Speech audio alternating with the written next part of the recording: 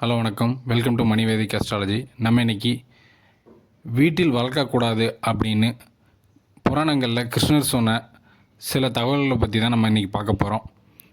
அதை பற்றி பார்க்கறதுக்கு முன்னாடி நம்ம சேனலை சப்ஸ்கிரைப் பண்ணுங்கள். அப்படின்னா தான் அடுத்தடுத்து போடக்கூடிய வீடியோக்கள் எளிதில் உங்களை வந்து அடையும். வாங்க நம்ம இப்போ தலைப்பை பார்க்கலாம்.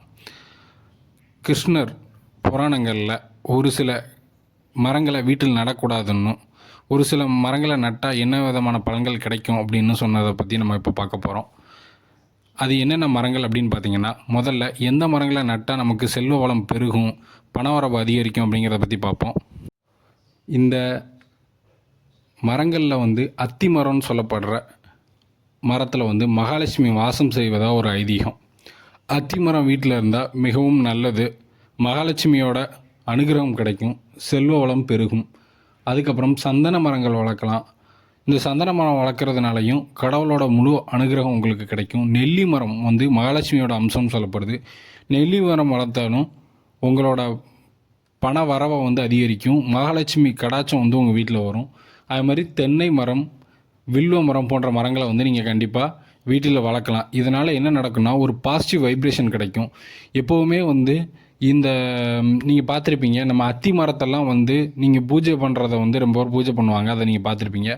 அத்தி மரத்தில் வந்து மகாலட்சுமி, சாட்சாத் மகாலட்சுமியே குடிகொண்டிருக்காங்கிறது வந்து இந்து மதங்களில் உள்ள நம்பிக்கை.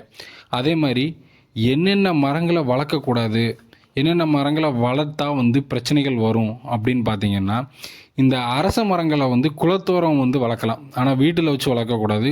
நதிக்கரை ஓரங்கள் வந்து வளர்க்குறதுனால மிகப்பெரிய புண்ணியங்கள் கிடைக்கும். அந்த அரச மரத்தை யார் நதியோரம் போய் நட்டு வச்சு அதை வளர்கிறதுக்கு உதவுறாங்களோ அவங்களுக்கு மிகப்பெரிய புண்ணியம் கிடைக்கும், ஆனால் வீட்டில் வளர்க்கக்கூடாது. பனை மரம், அப்புறம் புளிய மரம், இதெல்லாம் வந்து வீட்டில் வளர்க்கக்கூடாது. இது எல்லாத்துக்குமே தெரிஞ்ச விஷயந்தான். பப்பாளி மரம் வந்து வீட்டில் முக்கியமாக வளர்க்கக்கூடாதுன்னு சொல்கிறாங்க. அதனாலேயும் வந்து சில தீமைகள் ஏற்படும். வீட்டில் வளர்க்கக்கூடாத மரங்களில் பப்பாளி மரமும் ஒன்று. அதன் பின்பு பார்த்திங்கன்னா, சில இடங்களில் வந்து வாஸ்து சாஸ்திரத்தில் சொன்னாங்க அப்படிங்கிறதுக்காக மூங்கில் மரங்களை வந்து வளர்க்குறாங்க. மூங்கில் மரமும் வந்து வீட்டில் வைக்கக்கூடாத மரங்களில் ஒன்று. அழகுக்காக சில பேர் வைக்கிறாங்க, அது கண்டிப்பாக வைக்கக்கூடாது. கிழக்கு திசையில் அரச மரம் வைக்கக்கூடாதுன்னு ஆல்ரெடி சொல்லியிருந்தேன். அதன் பின்பு பார்த்திங்கன்னா, இந்த 5 மரங்களும் வந்து வீட்டில் வளரக்கூடிய செல்வங்களை தடுத்து நிறுத்தும். துளசி செடியும் இந்த அத்தி மரமும், அதன் பின்பு பார்த்திங்கன்னா இந்த சந்தன மரம் போன்ற மரங்கள் வந்து வீட்டில் வந்து லட்சுமி கடாச்சத்தை பெருக்கும். வில்வ மரமும் வந்து மிகப்பெரிய அளவில் லட்சுமி கடாச்சத்தை பெருக்கும். அப்படிங்கிறதுனால இது போன்ற மரங்களை வீட்டில் வச்சு தெய்வ வழிபாடு பண்ணிவாங்க. கண்டிப்பாக உங்களோட பண தேவைகள் எல்லாமே பூர்த்தியாகும். மகாலட்சுமி கடாச்சம் வந்து உங்கள் வீட்டில் உண்டாகும்.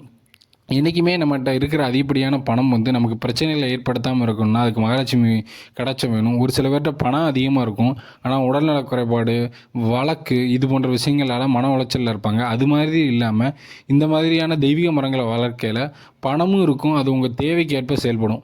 சில பேருக்கு பணம் இருக்கும், ஆனால் இக்கட்டான சூழ்நிலை உதவாது, ஏதாவது ஒரு இடத்துல போய் லாக் ஆகிடும். அந்த மாதிரி இல்லாமல் லட்சுமி கடாச்சத்தோட தெய்வ அருளோட நல்லபடியாக உங்களுக்கு வந்து அது பயன்படும் அப்படின்னு சொல்லி இந்த வீடியோவை நிறைவு பண்ணுறேன். நம்ம அடுத்த வீடியோவில் பயனுள்ள வீடியோவில் சந்திக்கலாம். நன்றி.